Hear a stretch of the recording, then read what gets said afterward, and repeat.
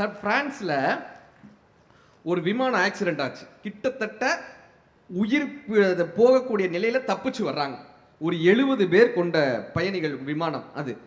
அத்தனை பேர் கிட்டத்தட்ட நியரஸ்ட் டெத் எக்ஸ்பீரியன்ஸ் சொல்லுவாங்கல்ல, அப்படி ஆகி பைலட் எப்படியோ ஒரு வகையில் அந்த ஃப்ளைட்டை காப்பாத்திட்டாரு.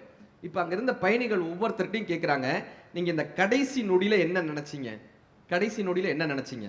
ஒருத்தர் சொல்றாரு, சார் எனக்கு இப்பதான் என்னுடைய பிஸ்னஸ் நல்லபடியா வந்துச்சு, என் பிஸ்னஸ் போயிடுமேன்ற ஒரு நினைப்பு வந்துச்சு. ஏன்னா இவ்வளோ கஷ்டப்பட்டு என் பிஸ்னஸை உருவாக்கினேன், இப்போ நான் இல்லைன்னா என் பிஸ்னஸை யார் பார்த்துப்பாங்கன்னு பயம் வந்துச்சு.